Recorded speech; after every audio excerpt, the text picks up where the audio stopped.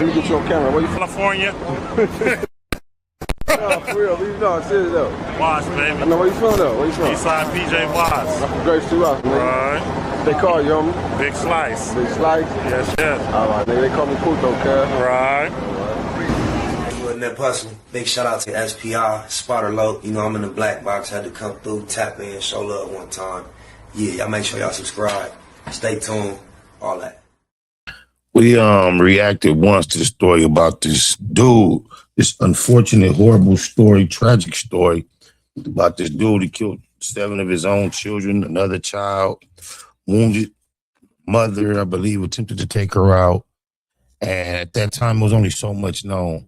I was just in my downtime listening to it. I think it's an AI video, right?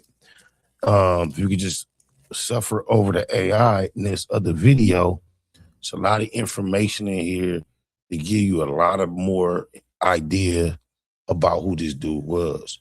And I enjoyed becoming more knowledgeable just on his background, his psyche, and I figured it'd be something good to react to. I don't even think I'm gonna stay on the screen. I think I'm just gonna let the content take the screen and I'll play the background just so y'all can focus on the story the way that I was able to do. Oh, my mama.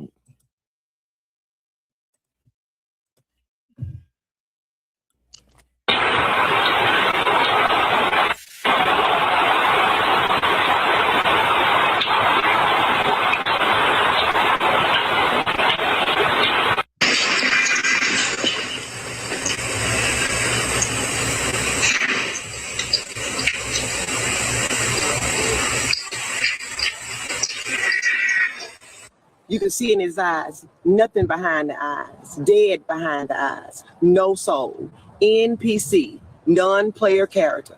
He didn't have ladies again, start making better choices when it comes to men too. We see the signs, we see the warnings. Of course we love them, but guess what? We got to love ourselves more too. So when he hit you once, let it go. I came back to this case because you made me. The comments under the first video did not stop. They kept coming, hundreds of them, then thousands. And the same questions kept rising to the top no matter how many times I read through them. Why did he kill his own children? Who was the second woman? Was he on something? What happened on that date with his daughter the night before? And one question that kept appearing in the more private corners of the comment section that I am going to address directly before this video is over. So I went back. I pulled every confirmed source, every family statement, every court record, every social media post that has now been verified. And I watched the doorbell camera footage that captured him running, alone, through a Shreveport street while the city behind him was still waking up. No accomplice. No second person. Just a man who had already finished what he came to do and was moving fast in the direction of his own end. That footage told me something the press conference never said out loud. He was not panicking. He was executing a plan that had already been completed, and now I am going to tell you everything I found. Shamar Dewan Elkins was born January 1st, 1995 in Shreveport. He kicked the year off. I was in prison. He lived that long, had that much turmoil, and died and took that much beautiful, innocent, precious life that fast. He looked like a demon right there, or the fucking, what's that, the green thing, the Geico thing. Port Louisiana. He never left. Cedar Grove was his neighborhood, his block, his entire world. But before we get to the man he became, we have to talk about the boy he was, because that part of this story has been almost completely buried under the weight of what he did. His biological mother, Mahalia Elkins, gave birth to him as a teenager while battling a crack cocaine addiction. She could not raise him. A family friend named Betty Walker stepped in and became the woman who actually raised Shamar Elkins from childhood. Betty Walker was his stability, his foundation, the person who filled in the space his mother left behind. Mahalia and Shamar only reconnected more than a decade ago, after he was already an adult, already in the Guard, already building the life that would end the way it ended. The last time Betty Walker saw him was the weekend before the shooting. He brought his entire family to her house for dinner. She said he seemed completely normal. When her phone rang Sunday morning, she said, my babies are gone." His mother texted him the Tuesday before the shooting asking about the children. He replied that everyone was doing okay. On Thursday, she texted, "I love y'all. Give my grandson and my granddaughters a kiss from Grandma." He never texted back. He was already inside whatever had closed around him. Now the questions your comments demanded answers to. The affair. This is now confirmed. Shaniqua Pugh did not simply file for divorce. She filed citing infidelity. That detail was confirmed directly to CNN by Troy Brown. I would have thought she had cheated on him, made him snap. So he got caught up cheating? That's crazy. Elkins' own brother-in-law. He was cheating. She found out. She filed. And here is the part that makes this case reach backward in time and rewrite everything. Before they were even married, Shaniqua had considered leaving him. And when she did, Elkins told her directly that if she ever left, he would kill her, their children, and himself. She heard. He looked like he meant that shit. You could see that nigga got a demonic look in every picture. Even when he looks slightly different in each picture, it's all demonic looking. That threat. She stayed. She married him in April 2024.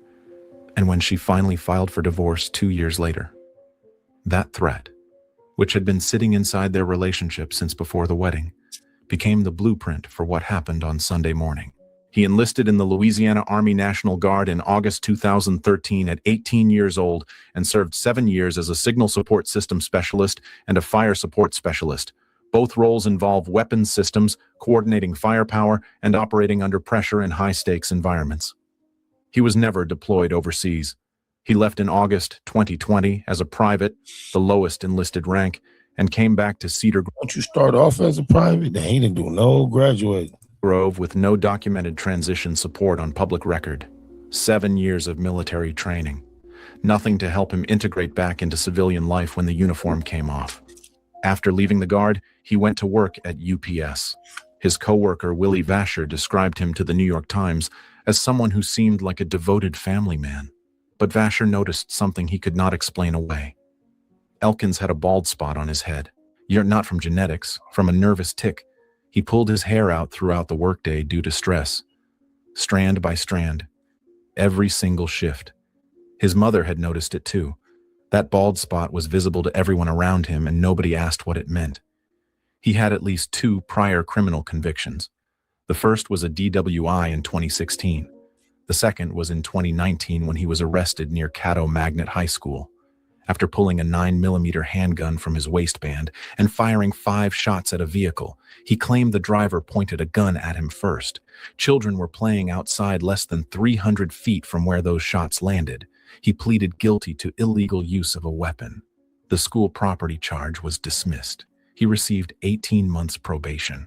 Under Louisiana law, that conviction legally barred him from possessing firearms until at least 2029.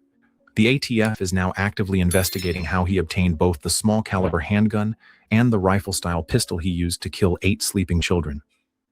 That question has not been answered. The second woman. Her name is Christina Snow. She was his girlfriend, the woman he had 3 children with outside of his marriage to Shaniqua. Braylon Snow, age 5. Kadarian Snow, age 6. Soraya Snow, age 11. Christina lived on Harrison Street. The attack began there. Elkins arrived at her home first around 5 in the morning, shot her in the head, and took her 3 children before driving to the West 79th Street house where Shaniqua and the remaining children were sleeping. Christina survived. She has undergone surgery. She is expected to live. She gave investigators a full account of what happened at her door before sunrise. Now, why? In February, 2 full months before the shooting, Elkins tried to take his own life. That is confirmed by Betty Walker, the woman who raised him, who told the New York Times directly. A suicide attempt in February. A VA stay for mental health treatment shortly after. Released. Sent home. Back into the same house, the same marriage that was dissolving, the same financial pressure, the same children across 2 households. The facility released him, and the family said he came home happy. But happy is not healed. And 10 days after that release, he was on Facebook asking God to guard his mind and... That's deep. Happy is not healed, isn't it? Just to think of that, slow your mind down. Happy is not healed. That's deep. His emotions when negativity arose. That post was public, visible to anyone reading his page, and nobody connected it to what it actually was. A man still in crisis who had already tried to end his life once and was looking for a reason not to try again. On Easter Sunday, April 5th, he called his mother Mahalia and his stepfather Marcus Jackson. He was crying. He told them Shaniqua had filed for divorce and that he was drowning in dark thoughts. His stepfather told him he could beat it, and Elkins replied with the line that has haunted that family since the moment Sunday morning arrived. Some people do not come back from their demons. That call ended. Nobody called a crisis line. Nobody called the police. Most families in that moment do exactly the same thing because most of the time that call does not end the way this one did. But this time it did. His brother-in-law, Troy Brown, who lived with him, heard him in those final days repeating the same thing over and over. Bro, I do not want to lose. A picture like that on Puto mama accounts with all my kids. About 7 of them just like that. That's 8, huh? 1, 2, 3, 4, 5, 6, 7, 8. Boy, it's a picture just like that. My wife. Brown described it as unlike anything he had ever heard from Elkins in all the years they had known each other. When Brown left for work at 9 p.m. Saturday night, Elkins was calm. Freddie Montgomery, who lives across the street, saw Elkins sitting on his front porch that same Saturday afternoon, watching the children play in the yard. The two men waved at each other. 12 hours later, those children were dead. There was a court date scheduled for April 20th, the morning after the shooting. The divorce papers were ready to be signed. The marriage that he had told her he would kill everyone over if she tried to leave was about to be legally dissolved in a courtroom. He had known that date for weeks. He went on a one-on-one dinner date with his eldest daughter the evening before. He posted about it with laughing emojis. He came home. And somewhere between that dinner and 5 in the morning, something final locked into place. Some children tried to escape through the back door of the West 79th Street home while it was happening. Oh, babies, oh, babies, oh, babies. Lord have mercy. Shoot, can you imagine the fear, the terror that they went through? Bullet holes were found in that back door when investigators processed the scene. One child made it to the roof. The rooftop survivors were Keosha Pugh, Shaniqua's sister who lived in that house, and her 12-year-old daughter.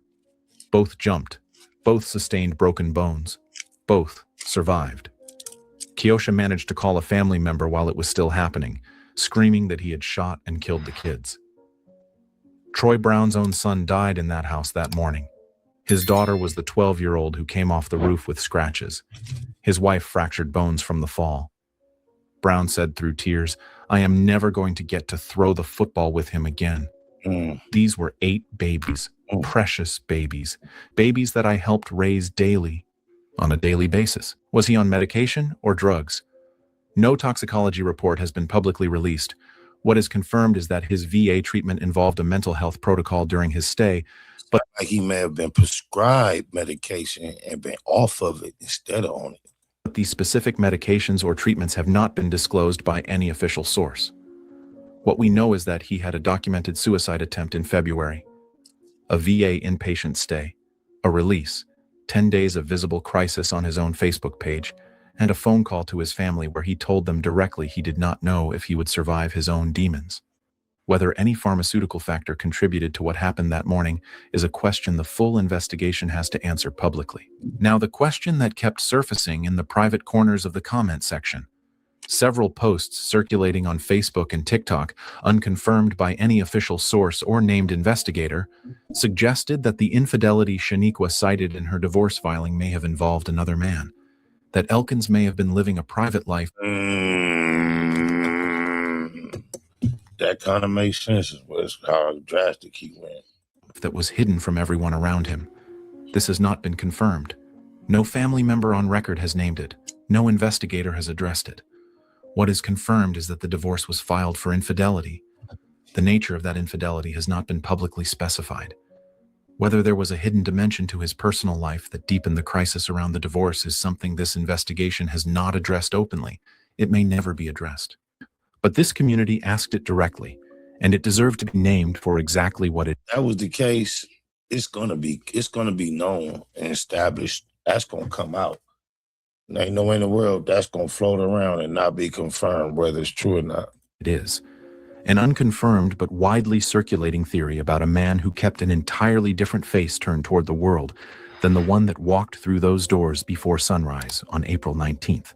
The ATF investigation into how a man legally barred from owning firearms until 2029 obtained 2 weapons remains open. The Louisiana governor's Love One Louisiana Foundation covered all funeral costs for the 8 children. The Community Foundation of North Louisiana launched dedicated survivor funds. Hundreds gathered for a vigil, and 2 women remain in recovery while a community tries to find language for a grief that has no edges. Jayla, age 3, Shayla, age 5, Kayla, age 6, Layla, age 7, Babies. Markaden, age 10, Braylon, age 5, Kadarian, age 6, Soraya, age 11. 8 children who tried to get out the back door and couldn't. 8 children whose father sat on the front porch the afternoon before and watched them play in the yard.